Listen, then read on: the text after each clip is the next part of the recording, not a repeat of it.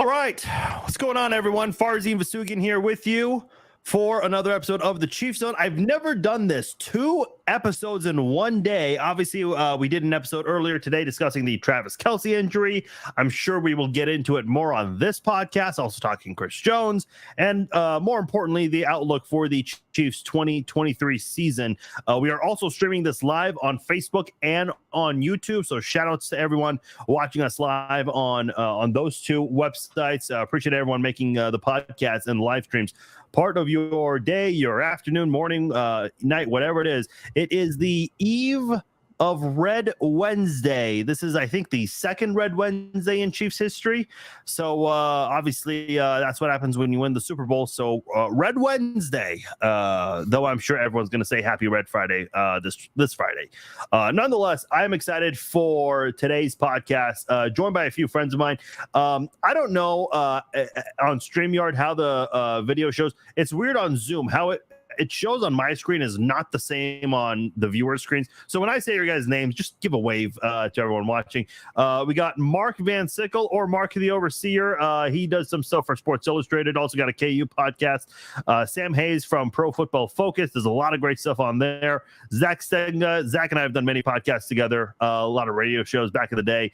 And Keaton, we've never done a podcast or anything like this before. I know Keaton does a lot of good, he puts a lot of good content out on Twitter. So I wanted to bring him on and shoot the shit with him and all of you guys. So we've done some of these crew panel type of podcasts before.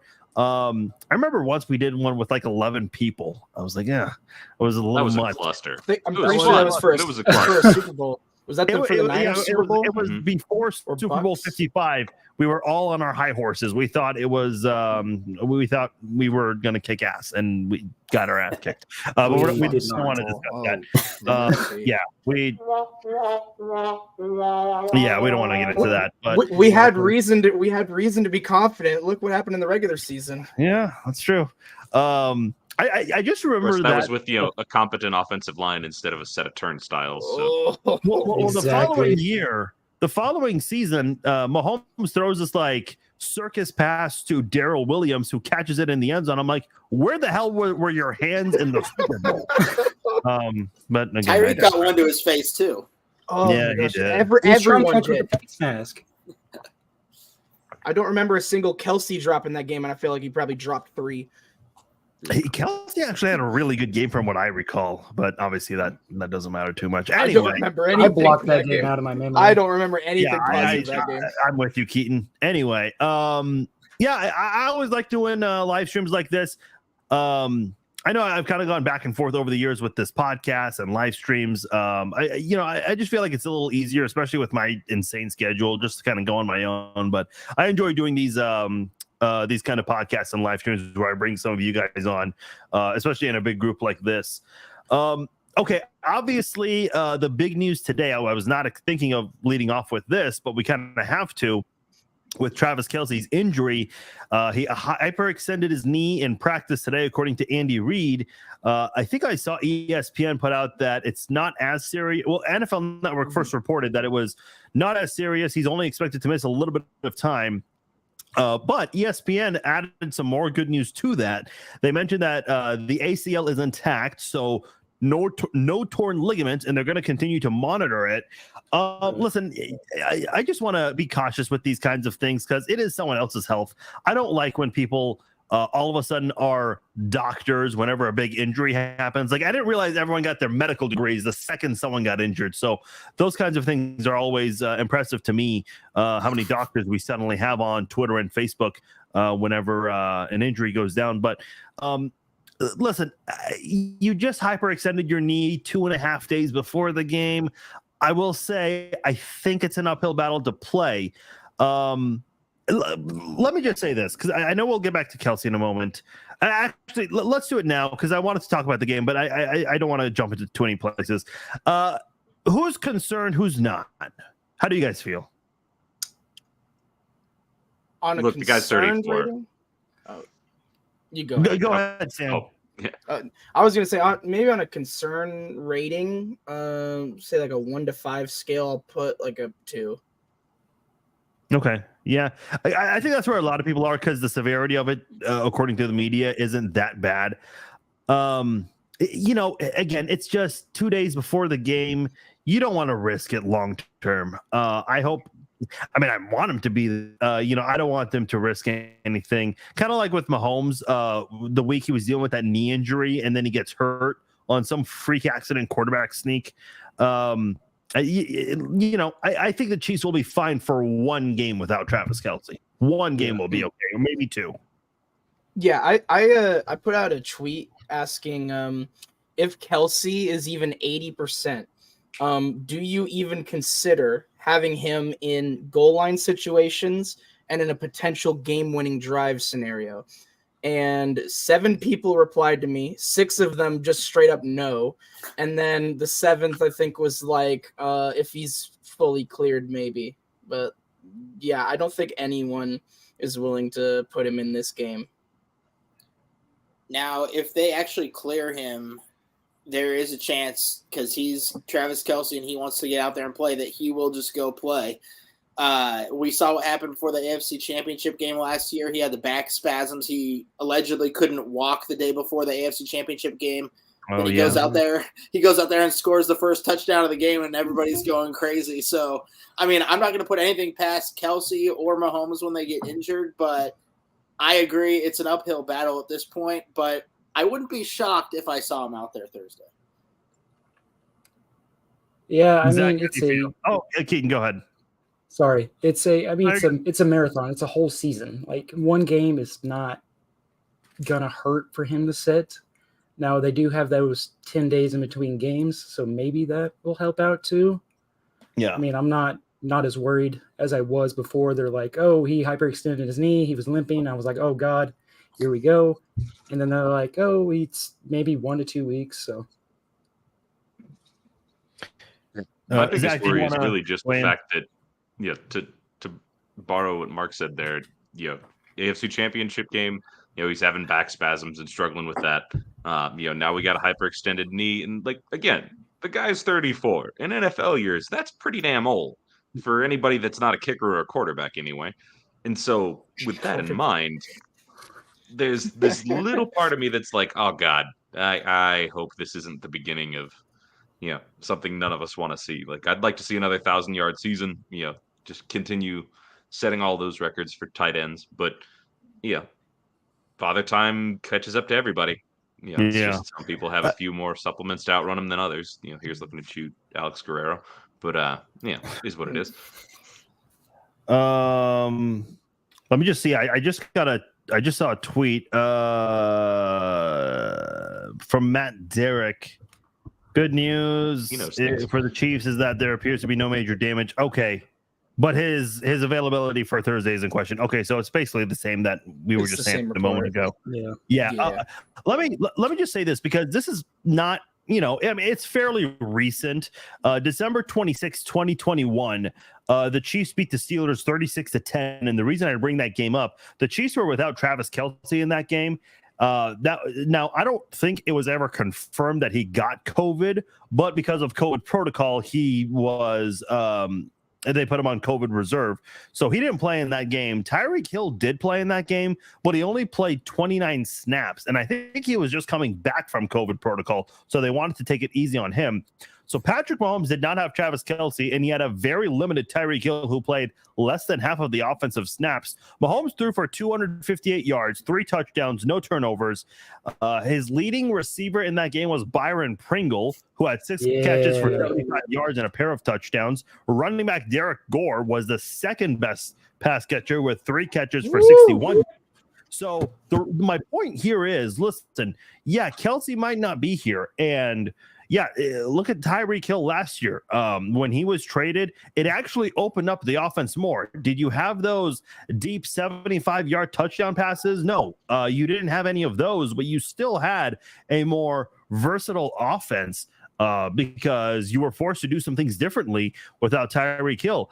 I would not be surprised if it's the same thing. And I'm not saying that Noah Gray is going to do exactly what Travis Kelce would do. Of course not. But I think you have the talent here with wide receivers and running back. I think the Chiefs are going to use Jerick McKinnon a lot in this game. I think Clyde Edwards-Helaire Clyde Edwards, I know there's a lot of criticism around him, but he's gotten involved in the passing game in the past. So I could see him having a bigger role in this game, bigger than expected. And then who knows, maybe a guy like Justin Ross or Rashee Rice might play or contribute more than expected.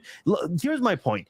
You have tomorrow, and I don't know what tomorrow is going to be. I don't think it's going to be a padded practice. It's probably going to be more walkthroughs, but I still think that is enough time for Andy Reid, who is a very smart offensive-minded coach. That's enough time for him to come up with a game plan. Whereas the Lions, they're done. Tomorrow is a travel day for them, so they can't really do walkthroughs or practice. Their game plan is in the books, and they have to pretty much adjust on the fly. The nice advantage here is I think Andy Reid's got a little bit of time, not a whole lot, a little bit, but still enough to come up with a bit of a new game plan, because it's looking like Travis Kelce might not play. And I think they'll figure something out.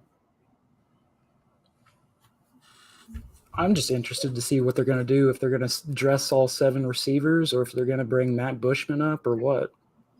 I don't know if I don't know if they'll bring Matt Bushman, Keaton, but I think for sure you see all 7 receivers active for the game. Yeah, you would almost. I would be surprised if any of them were inactive, honestly. I think Bushman will be up. I mean, you can bring some guys from the practice squad to each game, so I mean, I think we could see Bushman for sure. But I mean, tight end, it's Noah Gray. Noah Gray is the tight end of focus, and I like Noah Gray. I think he's earned an opportunity to show what he can do, and I think he's earned a decent amount of our trust as a good enough Kelce stopgap. Earlier today, I don't know how many of you guys do betting at all, but you could get Noah Gray for 5+ receiving yards in your same game parlay earlier today. I don't know if that's still going to be there tomorrow or not, but honestly, that was the safest checking FanDuel anyway. right now. Yeah, you could get Noah Gray plus 5 receiving yards in almost every game last year, and he would always get at least the 1 catch for 8 yards. And so it's just nice to throw in there if you want to add the totals up a little bit. But for as far as actual players that I mean, he'll play into the game, of course, but I think Justin Ross could maybe play a role that, like, in the red zone. I hope so. Potentially, Please. like maybe that Jody Fortson got a touchdown in week 1 against the Cardinals last year. Mm-hmm. I was really excited about that. So maybe we could see Justin Ross in that red zone role, because man, he looked really good in preseason. Yeah, I'm just looking at the stats right now, and I'm trying to find. I just want to know. Okay, so just real quickly, just shout them out. Who do you guys think will be the top pass catcher for the Chiefs in this game? Like, who's going to have the most receiving yards? Sky. I hope it's Sky. I hope so. See, I want to see it be Sky more. It could be an MVS game. I think it's going to be either MVS or Jerick McKinnon. I think it's going to be one of those two guys. Because keep in mind, people kind of forget this. Jerick McKinnon did finish the regular season as the last player to win AFC Offensive Player of the Month. It was not Patrick Mahomes, was not Travis Kelce, not Joe Burrow, not Josh Allen. Jerick McKinnon won AFC Offensive Player of the Month. So, you know, and I know the Chiefs have tried to use him and save him more, like, for the second half of the season and for the playoffs, but I think you might need to utilize him a little earlier this time around. And look, why not? I mean, he certainly can deliver, so go at it with him. I think he can definitely help. Maybe again, not do exactly what Kelce did, but you know, that void in terms of the yardage and catches, McKinnon could probably get a lot of that in this game. I know you I'd don't also say though, if Tony. Oh, go ahead, Mark. My bad. Oh well, you don't want to game plan necessarily because of a Kelce injury, but do you think they'll run more this game because of it? No, See, no, They should. no, Will they they? should. No No, way. they shouldn't. They shouldn't. Everyone is saying, a lot of people are saying no because the obvious, it's not Andy Reid's MO. But if you really want to throw the Lions off by surprise, this is a good time to do. Listen, I don't know what's going to happen. MVS could have a big game. It'll still be a surprise. Richie James could have a big game. It'll be a surprise. Isaiah Pacheco could have a big game. That'll be a surprise. Like at this point, like any pass catcher or running back that has a big game will be viewed as a surprise by a lot of people, including Chiefs fans at this point. Mm-hmm. Yeah, but in the reality, with the way football is moving even more now, the way you win football games, you pass to take the lead and you run to hold the lead. The guys need to still be passing early and often, probably at least 70% pass rate in the first 2-3 quarters. And then you could start feeding Pacheco a lot towards the end. I like that strategy. I hope that's what they do. It's basically what they've been doing for years. It's what they did with Alex Smith even. I mean, it's what Andy Reid's always done. That's why he got fired from Philly, because the fans were finally sick and tired of him throwing every play, every game. But it's like that's what was also getting them success. So how do you guys feel about this offensive line? Like, obviously the interior offensive line is awesome. Creed and Trey, I mean, those guys doing Jack Stack sponsorships together, which is great. And then you have Joe Thuney, who I saw ESPN polled all the executives, not all of them, but I guess a good portion of them, the scouts, general managers, executives, coaches, basically on like the top 10 quarterbacks, on the top 10 running backs. For top 10 interior offensive linemen, Joe Thuney was labeled the second highest or the second best offensive lineman, interior offensive lineman. So you've got a great interior offensive line. Now, your offensive tackles, you had Orlando Brown and Andrew Wiley, who at left and right tackle led the players at their positions in quarterback pressures allowed. I know Bengals fans think that's some sort of myth, but they're going to find out real soon. Trust me. Topic for another time. Listen, I like Jawaan Taylor. I was very excited when they got him, and I was hoping he would stay at right tackle. I don't care how much money you want to spend on a right tackle. If it's to protect your franchise quarterback, spend money, man. I don't care. Right. Yes. Donovan Smith, he's had ups and downs, but he's a veteran. He's been there before. Maybe this coaching staff can help him get back to a good place where he was before. I'm excited for this offensive line. And look, you can only go up from last year, right? It wouldn't take much to upgrade from that, but I still think this is a very significant upgrade. Yeah. Do you think Donovan Smith only struggled because he was hurt? Yeah, probably. Peyton, what were you asking? Do you think they still use Jet for chipping, like pass pro? I think like in the beginning they might be cautious with that because you got to protect Patrick. But if they see Donovan Smith can hold his own, then yeah, I think they'll trust Donovan Smith more than not, and they can let Jerick McKinnon do something else. So no, that's a good point. I never thought of that actually. I'll say Donovan Smith. I mean, I know he dealt with injuries, and that was definitely a reason why he struggled last year, but I do think he is a clear downgrade from Orlando Brown. I don't know if he's a huge downgrade, but he is a clear one still, even with Orlando struggles. But Jawaan Taylor is a massive improvement from Andrew Wiley. Andrew Wiley was flat out not good. He had his moments where he was fine, but he was flat out really bad. Jawaan Taylor, I don't think he's a top 3 right tackle in the NFL, but I think he's a pretty good one. So, especially pass blocking, I trust Jawaan Taylor. So if Donovan Smith's the weak link, I mean, that's not a bad O-line then, yeah? It's not a bad one. It's a very good one. It's like we still have a top 5 O-line. We have top 2 interior for sure. I would argue it's the best one. Some would argue it isn't. That would be number 2. And then the tackles are probably Eagles, maybe? I mean, yeah, last year people would argue Eagles. I'm trying to think if Eagles lost someone but then gained someone. I don't know what exactly all the interior offensive lines still around the league look like. But, the tackles were probably middle of the pack tackle group. Yeah. I don't know, man. Do you really think Donovan Smith is a downgrade? Yeah, he is. He definitely is. I think I think if his potential is probably a middle of the pack left tackle. I think average to above average is probably his ceiling for this season. While Jawaan Taylor, at least I could see as like a top 3 pass blocking right tackle. Run blocking is not going to be his strong suit, but pass blocking, which is what we paid him for, and rightfully so, he could be a very, very good pass blocker. Look, Patrick Mahomes won MVP both in the regular season and in the Super Bowl with 2 bad offensive tackles. If he has better time in the pocket with, again, I think overall is going to be a better offensive line than last year. I mean, I like his chances of repeating. I really do. I know, going back to back is hard, whether it's the MVP, Super Bowl, whatever, but I think he's got a really good chance at it this year. I really do. I mean, you saw the turnover in the wide receiver room even, again this year. They lose Juju. Yeah. Travis Kelce may be out the first week. So, I mean, he's going to start the MVP campaign early if he goes out there throwing 300 yards in week 1 against the Lions on prime time. Oh. Dude, the haters are going to be pissed if he balls out without the best. Kelce. All this reminds me of. I'm excited for that. Okay, let's switch over to the defense. Okay, obviously we've got to start with Chris Jones. Look,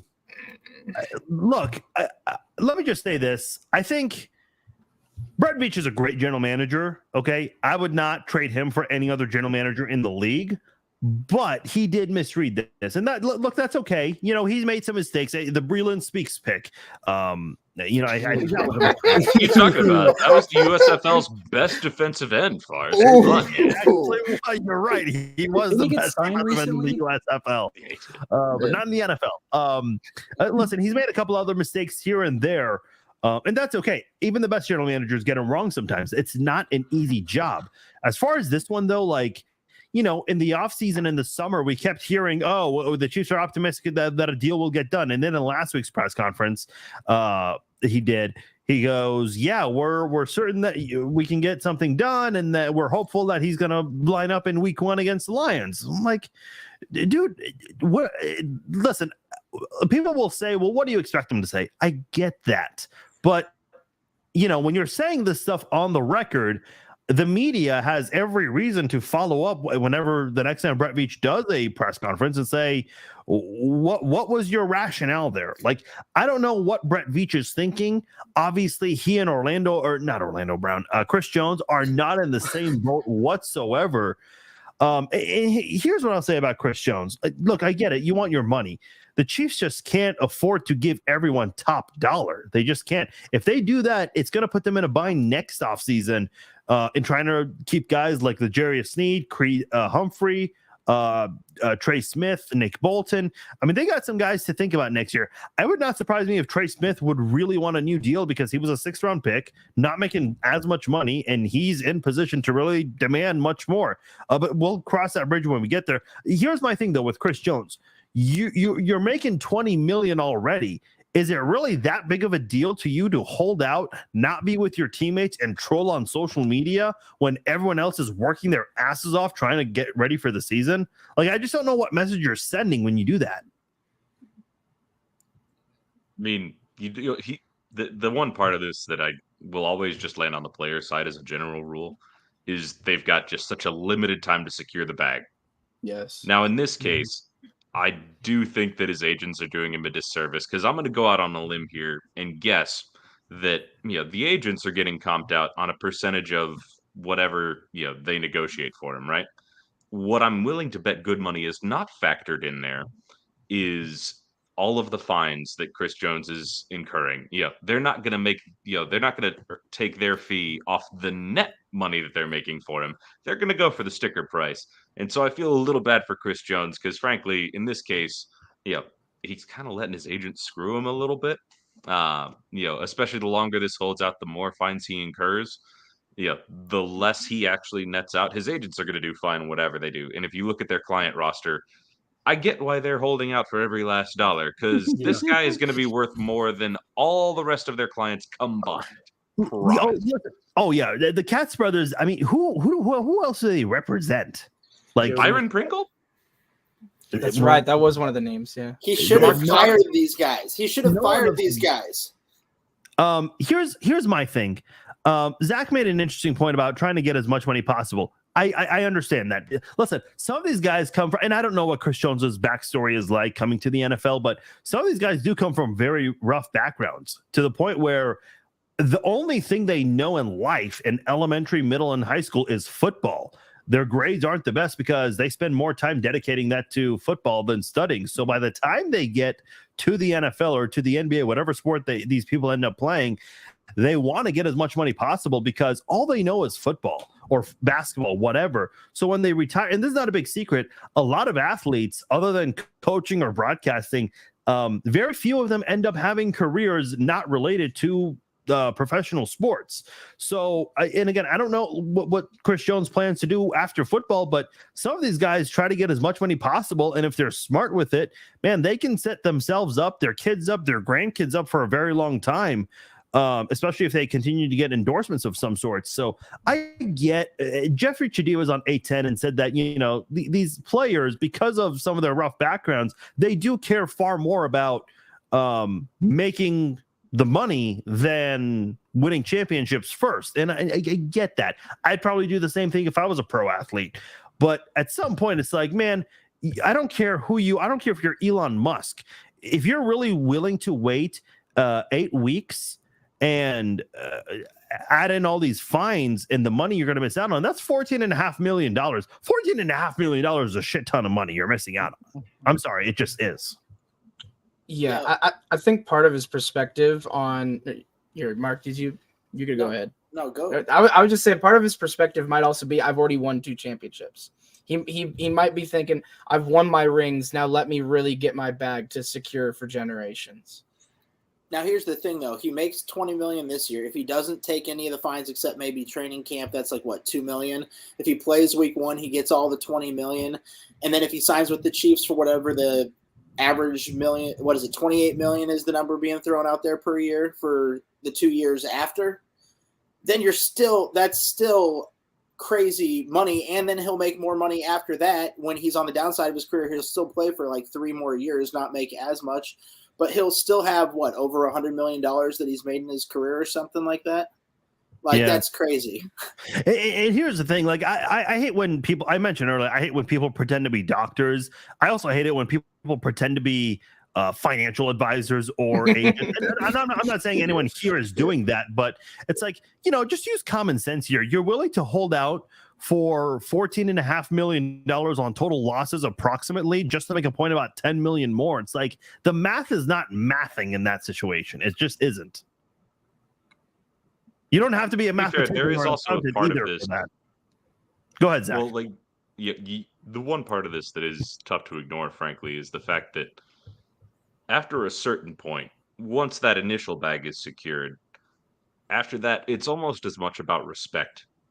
And, the rankings of I am the best defensive player in the NFL, not named Aaron Donald. Whether that's true or not, I can understand where that's the argument he and his agents are making. Certainly best defensive tackle, not named Aaron Donald. So, naturally he's got to get second place as far as pay is concerned. He's got to jump Quinnen Williams, who I think is getting like 27.5 or something like that. I don't remember exactly how much, but not important. I think that there is a certain aspect of that plays up as well. Yeah. It doesn't make it logical, but it does explain it. Okay, so let's make this transition here. Okay, you're going to be without Chris Jones for a significant amount of time.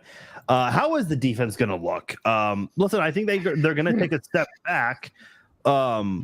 Look, I'll just say this. You have a great offense with Patrick Mahomes and a good offensive line. Patrick Mahomes and the Chiefs were an offside/overtime away from Super Bowl 53 when they played the Patriots. So, and that was with a 31st ranked Bob Sutton defense. All right. So if you can come that close with that defense, you really have to say his name. I think you can do just fine. Yes, that's the demon. I think you'll do just fine with any defense out there. Again, I don't think there's going to be that kind of a defense. I think they will take steps back. Does anyone think there's a chance? Well, I guess there is a chance, but let me ask a different question. Who do you think might surprise you on this defense? Whether it's the defensive line or anyone. Keaton, I'll go to you first. I feel like George is going to step up in his second year. They're probably going to rely on him a lot more. And then have they said anything about FAU? I don't think he's going to start right away, but are the starters going to be Karlaftis and Dana? Probably. See, Dana's been good in like spurts too. So I mean, me personally, I think George is gonna step up real big for the team. Hopefully, they rely on him more. I do like George, so yeah, me too. He really stepped up in the second half. It's weird. If you look at all 20 games, including the playoffs, in the first 10 games, I think he had just 1 sack. And in the second half, the second 10 games, he had, I want to say like 9 or 10 sacks. Something insane. Like he really stepped up during the second half of the campain. So I really hope he can build off that moving forward. He should be familiar with the defense too. 7 sacks. My bad. Yeah, first 10 games he had 1 sack, and then he finished the season with 8. Yeah, that's. Are you including the playoffs, Sam? Yeah, including the playoffs. There was 1 sack against Cincinnati in the playoffs. That was when he sacked Joe Burrow, and he goes 1, 2, 3, 4, because that was the 4th sack. I don't know why. I just always remember that. That just made me laugh. Zach, you were trying to say something. Go ahead. Well, I was just going to say the one, not to be the wet blanket over here, but the piece that does have me a little on edge or concerned about the defense, and Karlaftis' ability to step up, frankly, is a big part of this. I don't know how he's going to do when he's the guy drawing double teams. We haven't seen what that looks like.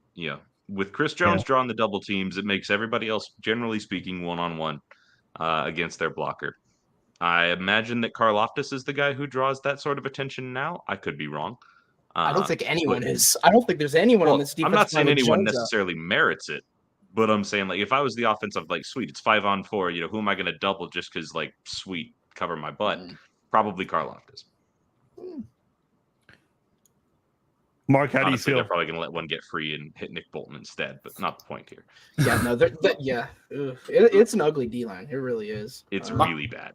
My bold prediction for the game on Thursday is that Turk Wharton's going to get the first Big Mac sack of the season.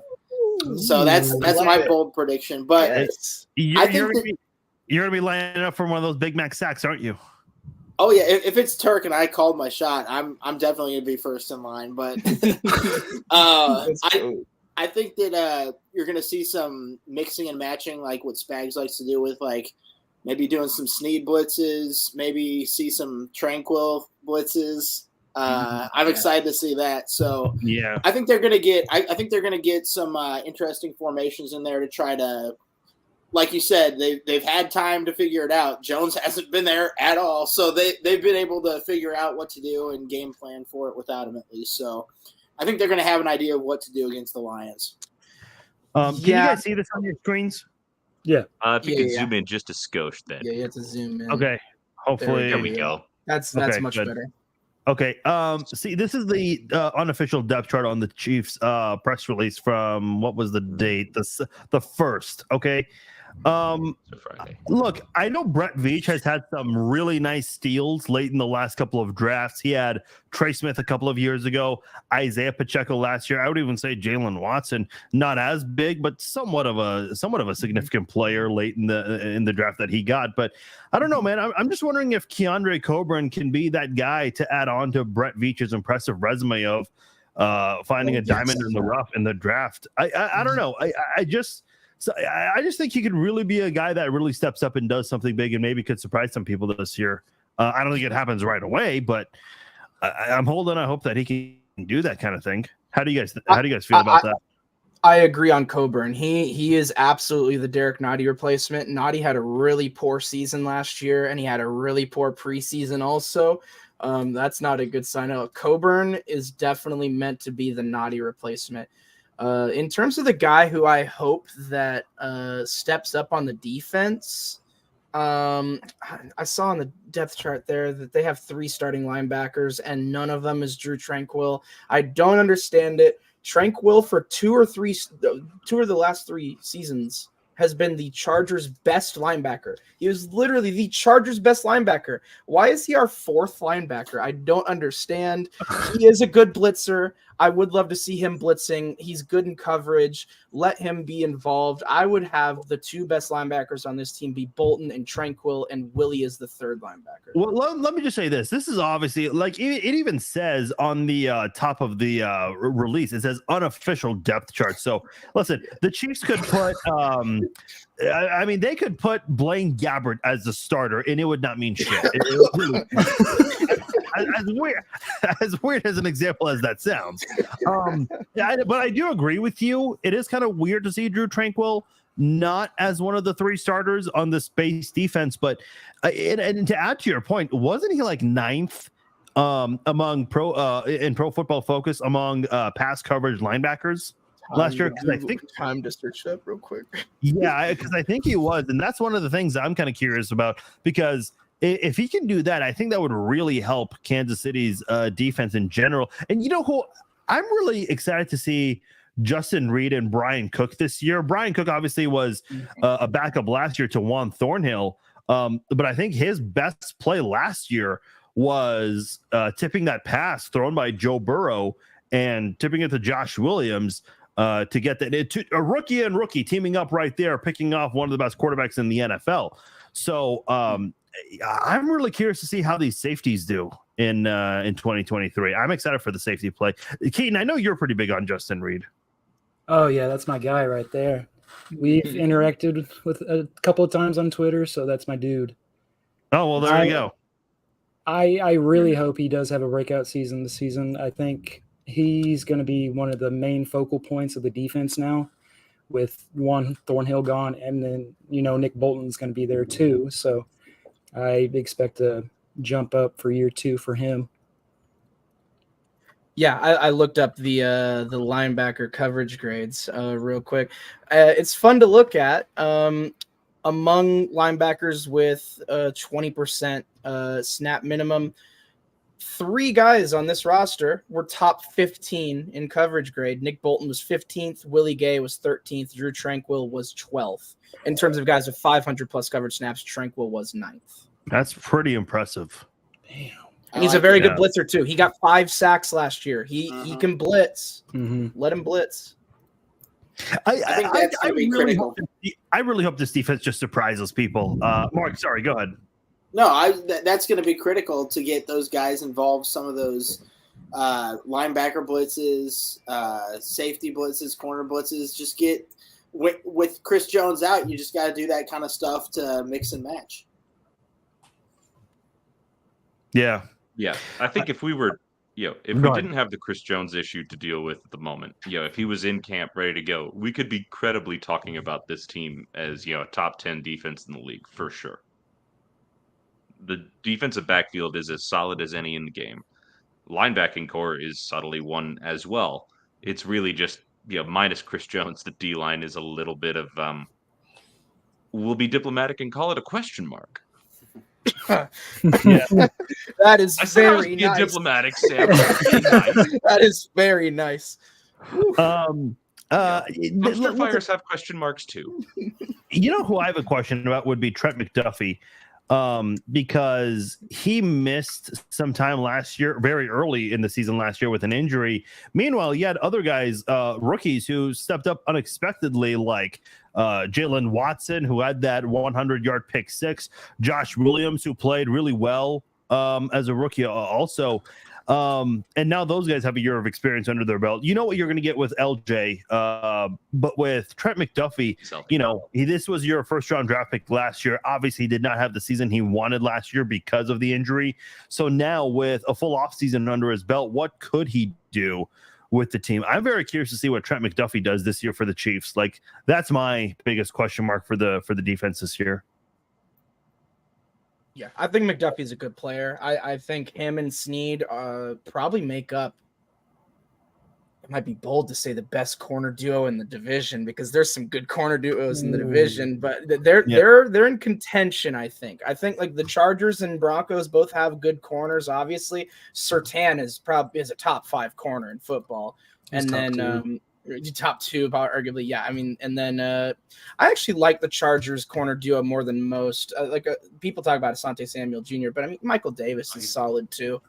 But yeah, I think together, if they reach their potential, you look at Snead, and I think Snead was a top 5 to 10 corner in the AFC last year at least. And then I think McDuffie is very good. Year one, he just kept getting better and better. I think year two, we could see him be arguably a top 20 corner in the whole league. Yeah, he still needs an interception, right? Let me check real quick. I don't think he picked one. He had one. I don't think he got a pick. I don't remember one. He almost had one, and he should have had one, and I think that he was angry at himself after that. But yeah. Yeah, he was third on the team in PBUs with 6, but he didn't get a pick. The other two had more PBUs than him, were Snead and Thornhill. They both had 3 picks.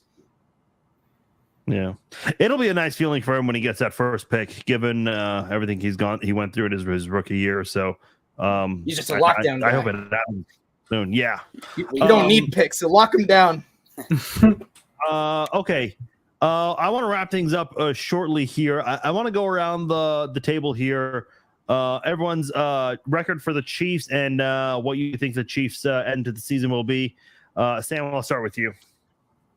Oh, let's see. I want to go through the schedule real quick. Do you have the schedule on hand? Okay. You could screen share. I don't. Mark, I'll go to you while we wait for Sam. I'll try to find it real quick. I predicted 13-4. I went through the schedule after it came out, and I haven't really wavered too much. So I think I'm going to stick with it, even with the Chris Jones stuff. I just think that they're able to overcome with Mahomes and Andy Reid. We'll see what happens. I think that the AFC East is really tough with the Jets, the Bills, the Dolphins this year. So I agree. I think the Chiefs could once again. I mean, as crazy as this is to say, week 2 against the Jags could be big for the number 1 seed. Coming down to it, the Jags have an easy schedule. So I'm going to say Chiefs 13-4, number 1 seed again. Hosting what? Is this 6 in a row that they're going to host? It would be 6 in a row, yeah. All right, they're going to host 6 straight AFC Championship games. They're going to win the AFC Championship and go on and go back to back against the Eagles. I'm saying Chiefs over Eagles, part 2.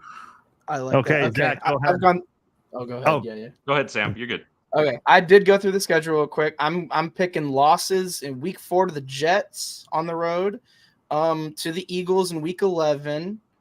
I gotta have a surprise in here too. I'm gonna say week 13 against the Packers in Lambeau. I say Jordan Love actually has a good year.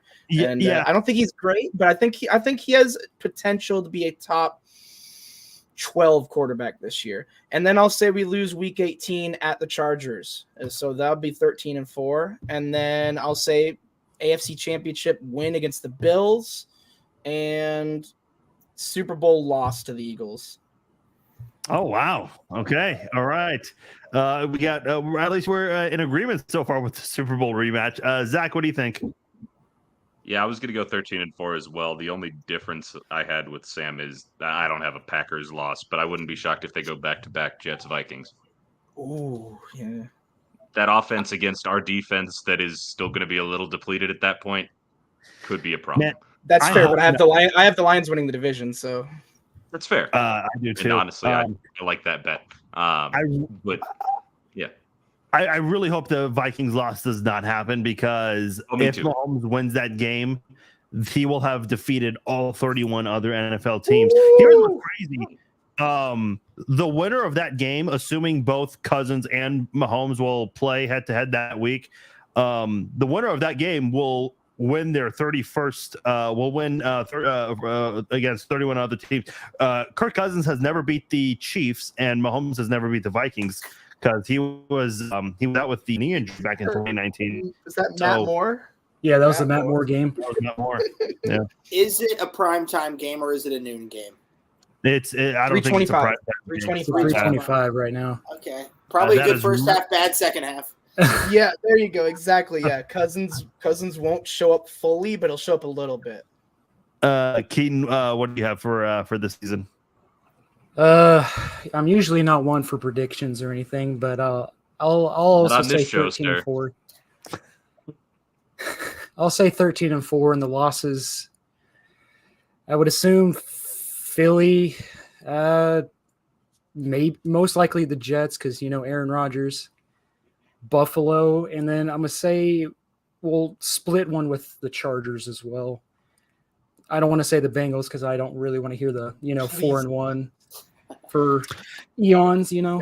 Yeah, I'm going to the Bengals game on New Year's, so I really do not want a loss on that one. I just got a notification from Bleacher Report. The biggest Super Bowl bets yet. Someone bet $10,000 on the 49ers. Okay, all right. Somebody bet $11,000 on the Chargers. I hope this is like the Chiefs-aholic equivalency for the Chargers fan base. I don't know who the hell the mass bank robber. I mean, even Chiefs-aholic would not bet that much on the Chiefs. I mean, he bets a lot of money, but Justin Herbert wouldn't bet that much money on the Chargers. The Chargers do have a super fan. It's like Mr. Boltman or something like that. Yeah, bro. Him looking in front of Junior Seau's statue at the Hall of Fame was amazing. Yeah, it was so good. Oh, I've never seen that. I'll have to. It was very popular. It was a very big tweet, like a week ago or less than a week ago. Didn't they delete it or something? Oh, they like edited it because it was the text was like he's looking in solemn remembrance or something like that. Just thinking about Junior Seau. It was so corny. It was terrible. I'll give it to the Chargers. They had a really cool draft reveal where it included Chiefs-aholic. They're good every year with the schedule. The schedule every year is great. It's so good. Yeah, last year they did the whole anime thing. That was pretty cool. As someone who was into that stuff as a kid, I mean, I still think that was pretty awesome. That was awesome. Okay, the only bad schedule release thing is the Pop-Tarts. The Pop-Tarts are just so bad. They need to get just no more Pop-Tarts. Oh, I've never seen that.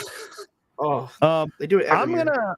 I'm gonna say 15-2. I said that last year. I was off by one game, so why not? I'll do it again. I think the loss. I actually agree with Sam. I think we will have an accidental loss to the Packers. Listen, it happens every year. I mean, last year the two Super Bowl teams, the Chiefs lost to the Colts and the Eagles lost to the Commanders. So. Those things happen. I think it happens to the Packers. And then I also agree about losing to the Chargers in week 18. Is that a home game or is that in LA? That's in LA. We play the Chargers at home in week 7. See, I would never pay money for a week 18 game because you just never know if you don't want to pay money to see backups with all due respect to everyone out there. It's that's not what you want to see.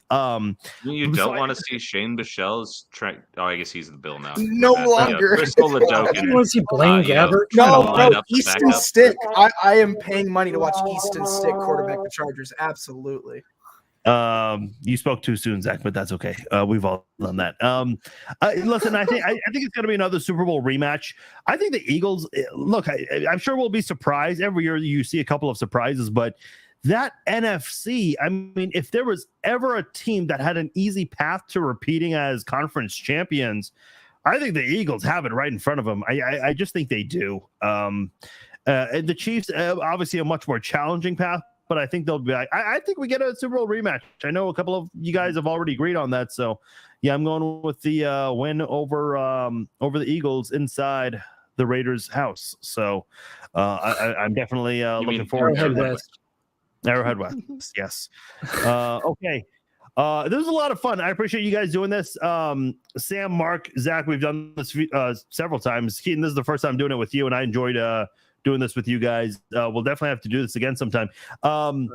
I know some of you guys are doing podcasts and whatnot, or you guys are just out there shooting the shit on social media. We'll just quickly go around the horn. If anyone wants to follow you guys on social media or any of your podcasts, whatever. Keaton, how can people check out your stuff? I'm usually on just Twitter, to be honest, at KJonesy1587. All right, Zach.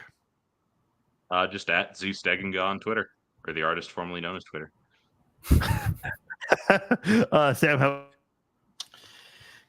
I don't have a podcast. I would be interested in doing a podcast, but no, I don't currently have one. Twitter, Wichita Chief Sam. I tweet all the time on that with sports tornadoes, politics, Rocket League, whatever. I have a lot of stuff. Rocket League. And then yeah, absolutely love Rocket League. And then one other last second prediction, a little bold. I have my MVP this season being Justin Herbert. I believe that Kellen Moore will finally let Justin Herbert throw the ball down the field. And I think Herbert will lead the Chargers to a 12-5 or 13-4 record and AFC divisional round appearance. All right, Mark, you get the last one. Go ahead. Yeah, you can follow me on Facebook or Twitter at Mark the Overseer.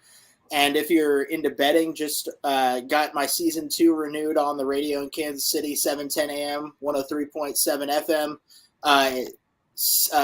College pick'em program. So I do college picks Saturday morning, 7 a.m. It's also a podcast. If you just search for college pick'em program, you can find it. And then also on Sundays, Sunday Sharps, going through every NFL game on the schedule, picking against the spread. Last year I had a winning record, so hoping I can do that again this year.